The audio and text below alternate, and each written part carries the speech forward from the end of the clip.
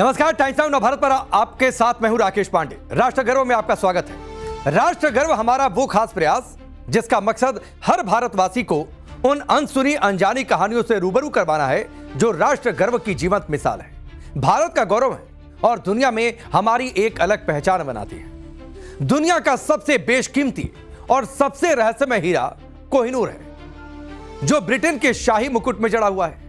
वहां के ऐतिहासिक किले के टावर ऑफ लंदन के भीतर ज्वेल हाउस में रखा हुआ है। वहां इसे दुनिया भर से आने वाले सैलानी देख सकते हैं, पहुंचते भी हैं लोग देखने के लिए। राष्ट्र गर्व में आज मैं कोहिनूर की बात इसलिए कर रहा क्योंकि यह भारत के लिए सिर्फ एक बेशकीमती रत्न नहीं है, बल्कि हमारे गौरवशाली इतिहास, सांस्कृतिक विरासत को प्रतीक के तौर पर देखा जाता है। कोहिनूर भारत में ब्रिटिश शासन के दौरान हुई बड़ी लूट का, ब्रिटिश सरकार से भारतीयों के संघर्ष का, हमारी आजादी की लड़ाई का एक बड़ा प्रतीक भी है। मोदी सरकार ब्रिटेन से कोहिनूर की वापसी के लिए लगातार डिप्लोमेटिक और कानूनी कोशिशों में जुटी हुई है। इस बीच अमेरिका से भी आवाज उठी है और आवाज यह उठी है कि कोहिनूर को वापस भारत को दे देना चाहिए। ब्रिटेन के शाही परिवार को कोहिनूर हीरा भारत को सौंप देना चाहिए। यह बातचीत अमेरिका में हो रही है। राष्ट्र गर्व में आज मैं आपको कोहिनूर हीरे की वो हैरतअंगेज कहानी सुनाने जा रहा जिसकी सच्चाई आजादी के बाद भी हमसे छिपाने की कोशिश की गई। हमारे दिमाग में कोहिनूर को लेकर मुगलिया और ब्रिटिश राज के इतिहास की बातों को भरा गया, जबकि इससे जुड़े सनातनी कनेक्शन को पूरी तरह छिपा लिया गया। पूरा सच कभी नहीं बताया गया। इसीलिए आज मैं कोहिनूर की आधी अधूरी नहीं बल्कि वो पूरी कहानी सुनाने वाला हूं जो हर भारतीय को राष्ट्र गर्व से भर देगी। कोहिनूर दुनिया का बेशकीमती हीरा तो है और सभी लोग इसके बारे में जानते भी हैं। इससे जुड़े रहस्यमय श्राप की हैरतअंगेज परतें भी मैं आज आपके सामने खोलूंगा, जिसका ब्यौरा सनातन के धर्म ग्रंथों में। लेकिन पहले आपको कोहिनूर के भारत से ब्रिटेन पहुंचने की वो रहस्यमय कहानी सुना रहा जिसने अंग्रेजों को इस हीरे के रहस्यमय शक्तियों पर यकीन करवा दिया था।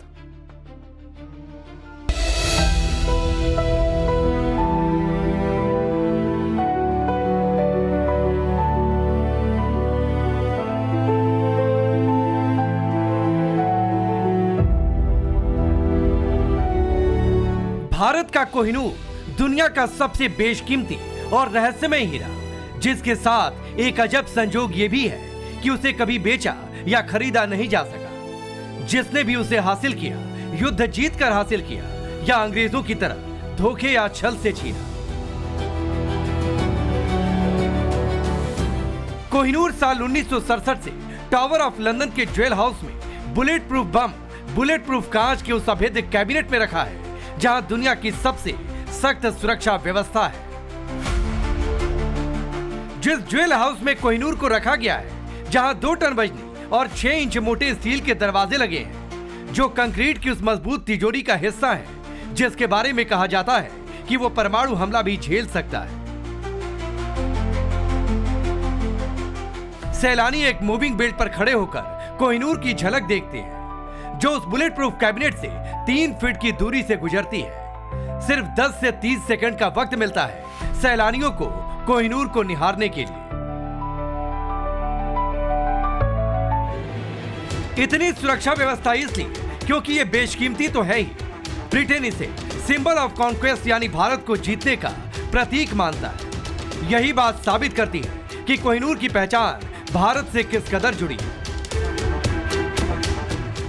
वो 29 मार्च 1849 की तारीख थी जब अंग्रेजों ने महाराजा रणजीत सिंह के 11 साल के बेटे दलीप सिंह से धोखे से कोहिनूर हीरे को छीन लिया था। गवर्नर जनरल लॉर्ड डलहौजी ने इसके लिए लाहौर की संधि का माहौल बनाया। लाहौर से लंदन तक कोहिनूर का सफर किसी रोमांचक फिल्म की कहानी जैसा है। अंग्रेजों ने इसे इतनी गोपनीयता और डर के साए में भेजा कि जहाज के कप्तान तक को नहीं पता था कि उसके पास क्या है। गवर्नर जनरल लॉर्ड डलहौजी को डर था कि अगर किसी को पता चला कि कोहिनूर उनके पास है तो रास्ते में उन पर हमला हो सकता है या कोहिनूर चोरी हो सकता है। इसीलिए उन्होंने एक विशेष चमड़े की बेल्ट बनवाई जिसमें गुप्त जेब थी। हीरे को एक मोटे मखमल के बैग में रखकर उसे बेल्ट में सिल दिया गया। डलहौजी उस बेल्ट को हर वक्त अपनी कमर पर बांधे रखता था, यहां तक कि सोते समय भी वो बेल्ट उनके शरीर से अलग नहीं होती थी। कोहिनूर को दलीप सिंह से छीनने के हफ्ते भर के अंदर यानी 6 अप्रैल 1849 को लंदन रवाना कर दिया गया। कोहिनूर को लाहौर से मुंबई लाया गया, जहां से HMS मीडिया नाम के ब्रिटिश जहाज से उसे लंदन भेजा गया।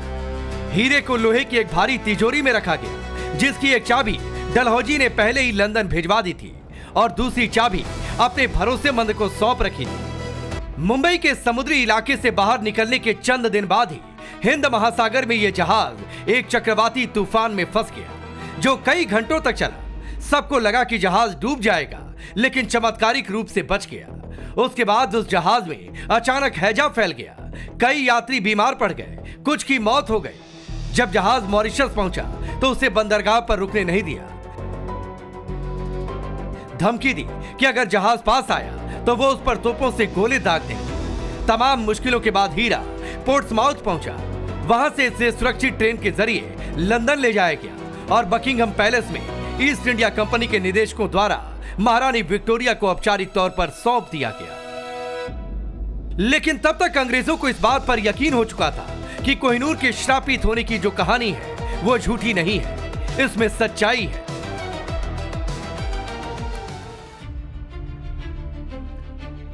तो कोहिनूर कैसे भारत से चलकर ब्रिटेन पहुंच गया, उसकी कहानी आपने जानी। सनातन के धर्म ग्रंथों में कोहिनूर का ब्यौरा है, उसका पौराणिक इतिहास है, जो हर भारतीय के लिए राष्ट्र गर्व की कहानी है, जिसे ब्रिटिश इतिहासकारों ने दुनिया से छिपाया और जानबूझकर खारिज कर दिया। उसका अर्ध सत्य दुनिया के सामने रखा, जिसमें कोहिनूर हीरे के लूट की कहानी भर थी। उसके साथ जुड़े खौफनाक श्राप की कहानी थी, जो कि आधा सच था। हिंदू धर्म ग्रंथों में इसकी जो कहानी है वो कहती है कि इस हीरे में रहस्यमय दैवीय गुण है, इसीलिए इसे अगर शुद्धता और श्रद्धा के साथ धारण नहीं किया गया तो यह विपत्तियों की वजह भी बन सकता है। यह भी राष्ट्र गर्व की एक अलग कहानी है, उसकी चर्चा होगी और सनातन के प्रमाणों को भी मैं आपके सामने गिनवाऊंगा। लेकिन पहले वो इतिहास आपको बता दूं जो कोहिनूर हीरे को लेकर हमें पढ़ाया जाता रहा। या आप कह लीजिए आधा सच। 12वीं से 14वीं सदी में कोहिनूर वारंगल के काकतीय राजवंश के पास रहा। वारंगल आज तेलंगाना का इलाका है, तेलंगाना में आता है, वहां का दूसरा सबसे बड़ा शहर है। साल 1310 में दिल्ली के सुल्तान अलाउद्दीन खिलजी ने दक्षिण भारत पर हमला किया तो काकतीय वंश को हराकर कोहिनूर हीरा उनसे छीन लिया और कोहिनूर हीरा पहुंचा अलाउद्दीन खिलजी के पास। 14वीं सदी में कोहिनूर दिल्ली सल्तनत के पास रहा, 14वीं सदी तक। उसके बाद तुगलक वंश से लेकर सैयद और लोदी वंश के पास रहा। लोदी वंश के अंतिम शासक हुए इब्राहिम लोदी। इब्राहिम लोदी के समय यह दिल्ली से आगरा और फिर ग्वालियर के राजा विक्रमजीत सिंह के परिवार के पास कोहिनूर हीरा पहुंचा। इब्राहिम लोदी के मित्र थे। 1526 में बाबर ने पानीपत की पहली लड़ाई में इब्राहिम लोदी को हरा दिया। बाबर के बेटे हुमायूं ने उस युद्ध के बाद राजा विक्रमजीत सिंह से कोहिनूर को ले लिया। बाबर ने अपनी आत्मकथा में भी इस बात का जिक्र किया और यह लिखा था कि हुमायूं ने जैसे ही यह हीरा दिखाया था, जिसे बाबर ने वापस हुमायूं को ही उपहार में दे दिया। हुमायूं ने तब इसे एक नया नाम दिया था और इस कोहिनूर का नाम दिया था बाबर का हीरा। 16वीं से 18वीं सदी तक कोहिनूर मुगलों के पास रहा। सन 1739 में नादिर शाह ने दिल्ली पर अटैक किया तो 13वें मुगल बादशाह मोहम्मद शाह रंगीला से कोहिनूर हीरा छीन लिया। नादिर शाह के साथ यह हीरा अफगानिस्तान पहुंच गया। फिर साल आया 1813 और इस 1813 में महाराजा रणजीत सिंह जब अफगानों को उन्होंने हरा दिया तो कोहिनूर को उनके कब्जे से ले लिया और इस तरह यह कोहिनूर पहुंचा महाराजा रणजीत सिंह के पास।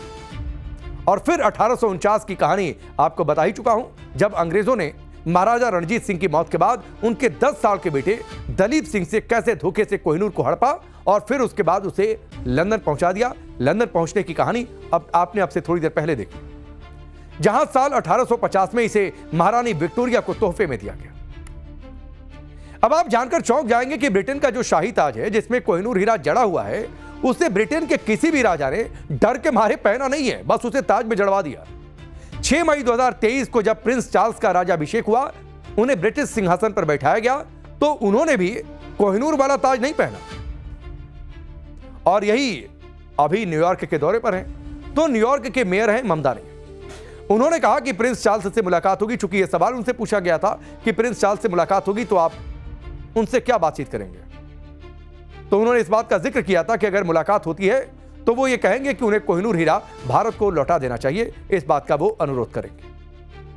ममदानी के इस अनुरोध के बाद कोहिनूर फिर से सुर्खियों में है। उससे जुड़ा वो श्राप भी सुर्खियों में है, जिसके डर से किसी ब्रिटिश सम्राट ने इसे माथे पर आज तक नहीं पहना। आप सोचिए कैसा डर है, कब से चला आ रहा है डर। ब्रिटिश शाही परिवार की महिलाओं ने ही इसे पहना, क्योंकि कोहिनूर से जुड़ी 11वीं सदी की एक किंवदंती चली आ रही थी कि इससे जुड़े श्राप का असर महिलाओं पर नहीं होगा। इसलिए उस सिंहासन पर कोई जब महिला रही तो उन्होंने धारण कर लिया। लेकिन एक किंवदंती यह भी चली आ रही है कि जो भी पुरुष इसे पहनेगा या धारण कर लेगा और अगर मन से शुद्ध नहीं हुआ या किसी भी तरह इसका अपमान किया तो उसे तबाही झेलनी पड़ेगी। अंग्रेजों ने उस श्राप की काट के लिए एक बड़ी बेवकूफी भी कटा, लेकिन यह बेवकूफी आप कह लीजिए गलती उन्हें भारी पड़ गई। सनातन धर्म के 2 बड़े ग्रंथों श्रीमद् भागवत और विष्णु पुराण में जिस श्राप का जिक्र हुआ था वो उनके साथ घटने लगा था। वो कहानी भी राष्ट्र गर्व में आपको बता रहा हूं।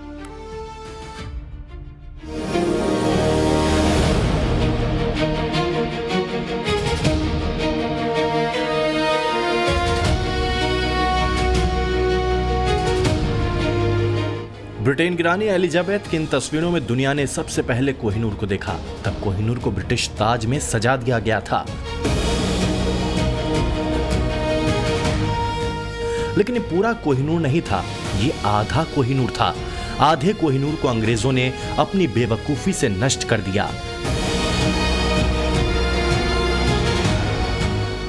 है ना गजब की कहानी। जिस नायाब हीरे को सहेज कर रखना था, अंग्रेजों ने उसका बंटाधार कर दिया।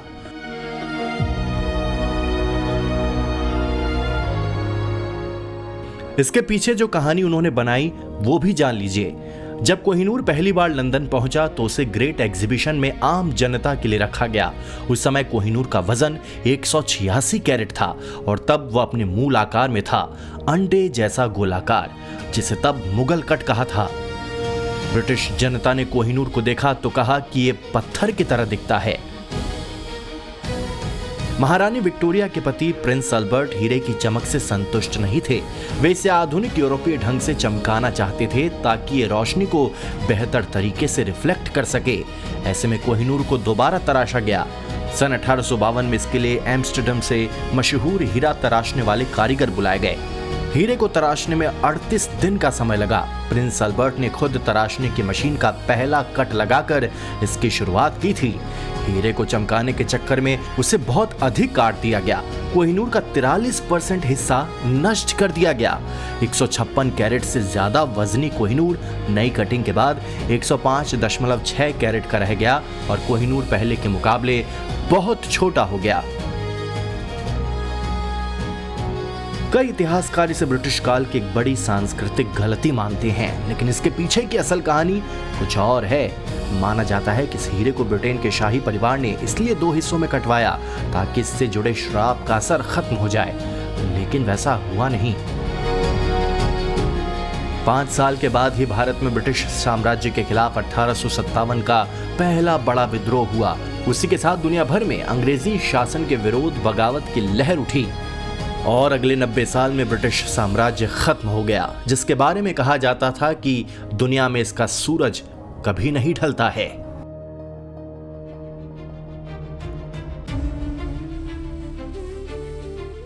भारत के कोहिनूर का सनातनी कनेक्शन इसे हर भारतीय के लिए राष्ट्र गर्व बनाता है। एक तरफ इससे जुड़े दैवीय गुणों की कहानियां भारत में प्रचलित रही हैं, तो दूसरी ओर उसे गलत इरादे से देखने वालों का खौफनाक अंजाम भी चर्चा में रहा है। इसकी भी गवाहियां इतिहास में भरी पड़ी हैं। इसे कोहिनूर का श्राप कहा जाता है। मुगल बादशाह शाहजहां ने कोहिनूर को अपने सिंहासन तख्ते ताउस में जड़वा दिया था। इसके कुछ ही समय बाद बेटे औरंगजेब ने उन्हें कैद कर दिया और उनके बाकी बेटों की बेरहमी से हत्या कर दी। औरंगजेब के बाद मुगल साम्राज्य का तेजी से पतन शुरू हो गया। फिर साल आया सन 1739। 1739 में फारस के शासक नादिर शाह ने दिल्ली पर हमला बोला और मुगल बादशाह मोहम्मद शाह रंगीला से छीनकर कोहिनूर अपने साथ लेकर चला गया। उसने ही इस हीरे को कोहिनूर नाम दिया था। कोहिनूर का अर्थ होता है रोशनी का पहाड़। हीरा हासिल करने के कुछ ही समय बाद नादिर शाह का मानसिक संतुलन बिगड़ गया और साल 1747 में उसके ही अंगरक्षकों ने सोते समय हत्या कर दी। नादिर शाह के बाद यह हीरा अहमद शाह अब्दाली के पास पहुंचा। जल्द ही अब्दाली के शरीर में भयानक घाव हो गए और अब्दाली की भी दर्दनाक मौत हो गई। इसके बाद उसके बेटों के बीच में खूनी संघर्ष शुरू हो गया। उसके पोते शाह शुजा को कैद कर लिया गया और उसकी आंखें तक निकाल दी गई, जिसके बाद वो भागकर महाराजा रणजीत सिंह की शरण में पहुंचे। महाराजा रणजीत सिंह ने सन 1813 में शाह शुजा से ये हीरा हासिल किया। उनके निधन के बाद पंजाब में भारी राजनीतिक अस्थिरता पैदा हुई। उनके उत्तराधिकारियों की एक एक कर हत्या कर दी गई और आखिर में सन 1849 में उनके सबसे छोटे बेटे दलीप सिंह